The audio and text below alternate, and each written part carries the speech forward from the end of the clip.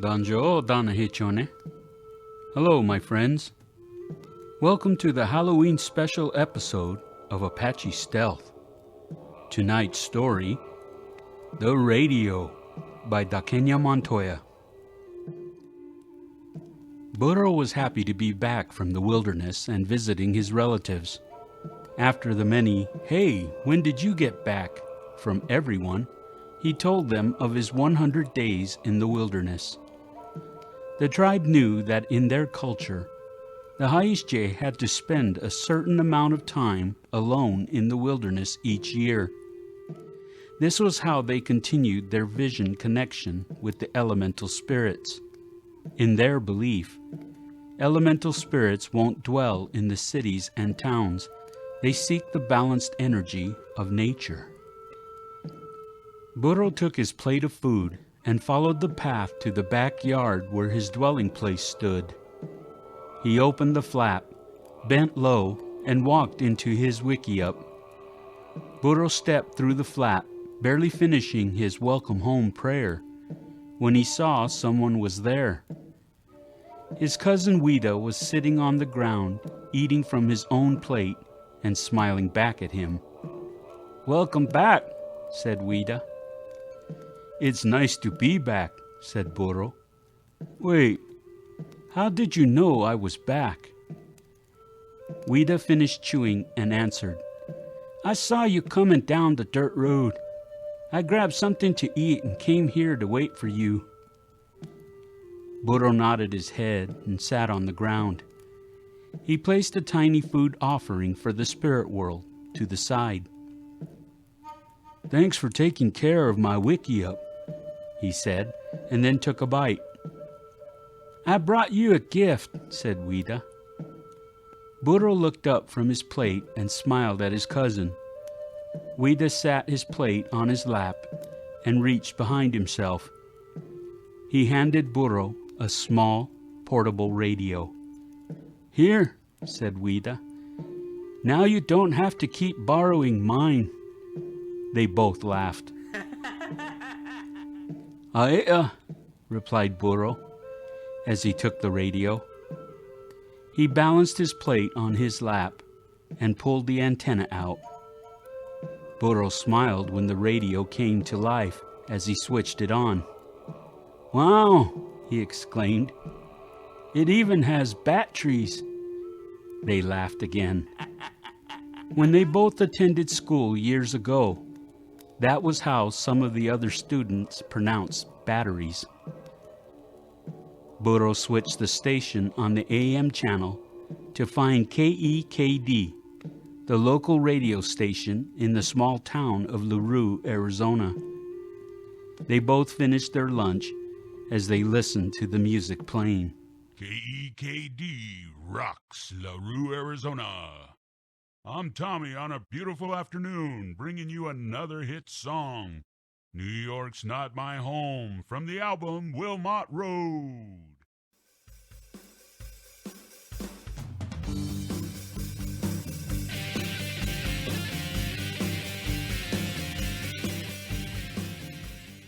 "4 days had now passed, and it was Saturday in the small town.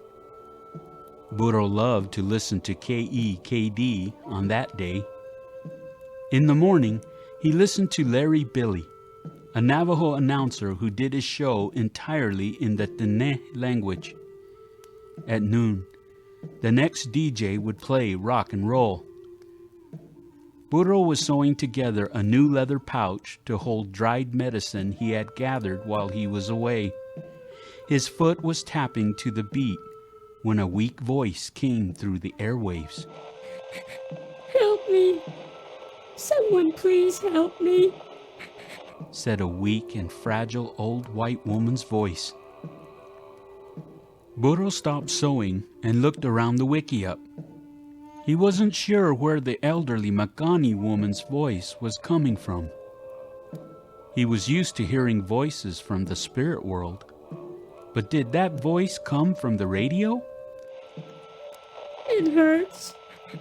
Oh God, it hurts, said the voice again. This time Burro was sure the voice had come through the radio. Not sure what to do, Burro said aloud, "Are you okay?" Burro heard the woman sobbing. She didn't reply back to anything Burro was asking her. "I don't think she can hear me," he thought to himself. I'm falling. I'm hurt. I can't reach the phone, said the voice again. Burro could tell from the old woman's voice that she was afraid and suffering. I've been on the floor for hours, she continued. I hope my son will come to find me. Burro grabbed the radio and held it up to his face. "Where are you?" he yelled into it. "Can you hear me?" But from his listening to the woman, he knew she couldn't hear him. "How can I find her?" thought Burro. He continued to listen to the elderly woman sobbing as he tried to speak to the spirit world. Hopefully, Nyoshe could tell him where the woman was.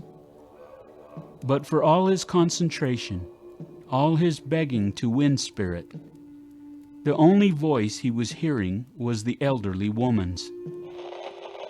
Oh God, I'm bleeding, said the old woman. "Who's your son?" yelled Burro.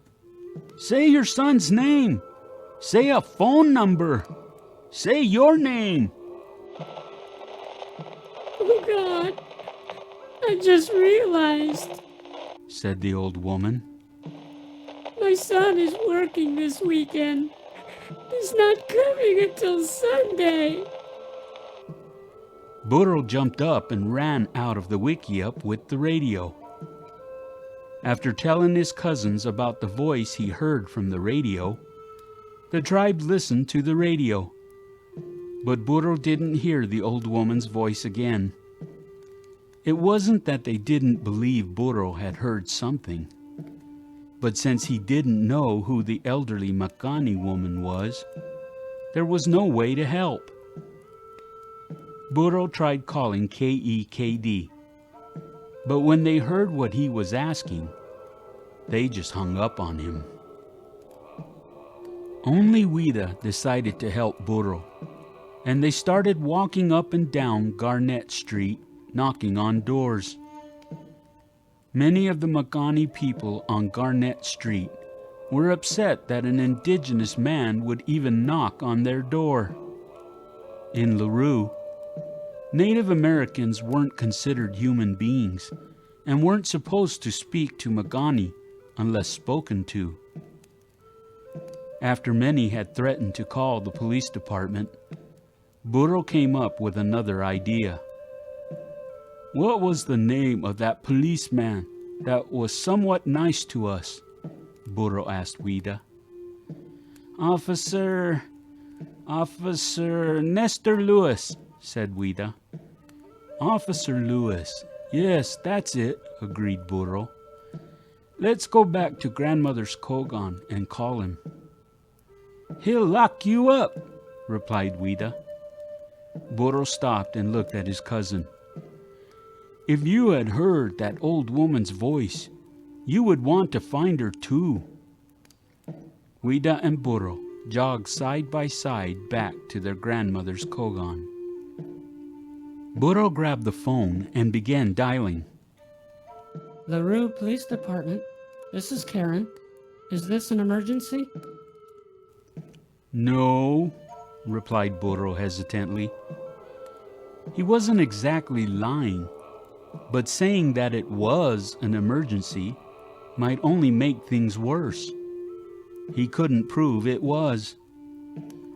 I need to speak with Officer Nestor Lewis, please," said Burro as best he could without sounding like he was Indian. He's on patrol, said Karen. Do you want me to have him call you? "No," said Burro. "Please tell him that I would like to see him. I will be in the parking lot of Shelley Elementary School on Garnett Street. Thank you." Before Karen could ask Burro his name, he hung up the phone. Burro knew that if he would have told Karen his name, Officer Lewis would never have come. Most times, when police were called from or for an Indian, LaRue police never responded. Weda and Burro left grandmother's Kogan and jogged down Garnett Street. Karen got on the radio and contacted Officer Lewis. She told him about the phone message she had gotten. When he asked her who it was that called, she told him they didn't say. Officer Lewis was curious who was waiting for him at Shelley Elementary. He told Karen that he was heading there now. Officer Lewis pulled into the parking lot of Shelley Elementary and instantly recognized two Indian men. "That's the Indian who speaks to demons," thought Nestor. He tried to remember the name of the man he met some years back. As he was trying to recall the name, he remembered the case he was working on. They had found a dead Hispanic male near the Little Colorado River, and this Indian was trying to tell them that the man's spirit told him who had murdered him. "Come on. Mahko. Nestor remembered. Mahko Ma'ahtala. That's his name." As Nestor got out of his patrol car, he remembered that the case had been solved, and it turned out that Mahko was right. Either Mahko had witnessed the murder, or he really does speak to demons. "Doesn't he go by the name of an animal?" contemplated Nestor. "Are you the one who called for me?" asked Nestor. "Yes," said Burro. "I'm Mahko, and I have a problem." Officer Lewis listened to the story Burro told him. In his mind, he thought Mahko was crazy. He looked at the small, portable radio that Mahko was showing him. Everyone knew that regular radios can only receive, not send messages. The old woman would had to have a two-way radio in order to send out a message. If she did have a two-way radio, she could have called for help herself. But his years on the police force gave him good instincts, and he knew that Mahko believed the story he was telling him. "What do you expect me to do about it?" said Officer Lewis. "Am I supposed to knock on every door in LaRue to ask if they have an old lady hurt?" "I understand," agreed Burro. "I know how it sounds. But if you heard the suffering and fear in that old woman's voice, you'd want to do something. Now that I've told you, Officer Lewis, I can at least feel more at ease that I tried my best. I won't bother you about this anymore." Nestor let out a sigh and shook his head. He didn't know what else to do. "Okay, you told me," he said. "Get out of here and stay out of trouble," he added.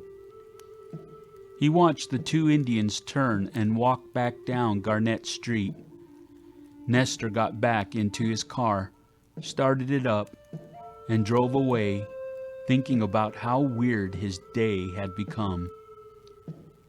Cody Whiting was the chief of police for the small town of LaRue. He was supposed to be in meetings all day with the judges in the White Mountains, 45 miles away. But since one of the officers was unable to attend the meeting, he was able to return back to LaRue earlier than he planned. It was just after 1 o'clock in the afternoon as Cody came over the hill. He called the dispatch on the radio to see if all was well. Come in, Karen, said Cody. Go ahead. She replied. I'm back early. How are things? Over? All is good. Replied Karen. Officer Lewis answered a call at Shelley Elementary. He's 1010 at the Interstate Cafe now. Over. I'm hungry too, Answered Cody. I'm stopping by Interstate Cafe too. Over. When Cody came back from his bathroom break, he sat down next to Nestor and placed an order with the waitress. Then he asked Nestor, So, how's your shift going? Cody sipped his coffee as he listened to the strange story of a call for help heard on a regular radio. When he heard how Mahko Ma'ahtala said the woman claimed her son was supposed to visit that afternoon, but was away at a meeting, he thought about his elderly mother, who also lived alone. Cody remembered Mahko Ma'ahtala from a few past cases, a weird Indian who had some strange abilities. As the waitress put his food on the table, Cody got up. I'd better give my mother a call first, just to see how she's doing. Cody used the payphone outside the restaurant, and after listening to the phone just ring, he hung up and jumped in his car. It was Saturday, October 5th, a week after Burro had heard the suffering voice on the radio. The tribe was anxious to speak to him since the LaRue Police Department took him into custody last week. Burro told his relatives that the police had instructed him not to talk about the case, and he didn't feel much like talking about it anyway. Burro ate quietly, his face still swollen and bruised from his talk with the police department. As he sat at the kitchen table, Weda brought him yesterday's newspaper. Burro read the article that Weda was pointing at. Friday, October 4th. Chief of Police Cody Whiting's mother dies in kitchen accident. Abigail Whiting was found dead in her kitchen Saturday afternoon, September 28th, by her son Chief Cody Whiting. Coroner's report stated that Abigail passed away around 6 p.m. Friday, September 27th. Chief Whiting told the Tribune, "I just had a very strong urge to check on my mother."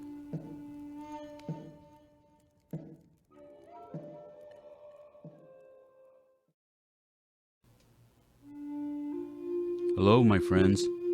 I hope you enjoyed tonight's story. I'm D'akhenya Montoya, creator, writer, artist, and musician for Apache Stealth. If you're new to Apache Stealth, you should start with the first story, The Wall. Thanks for watching, and please like, comment, share, and subscribe to Getting the Truth 365 so you won't miss the next story. Ae'a.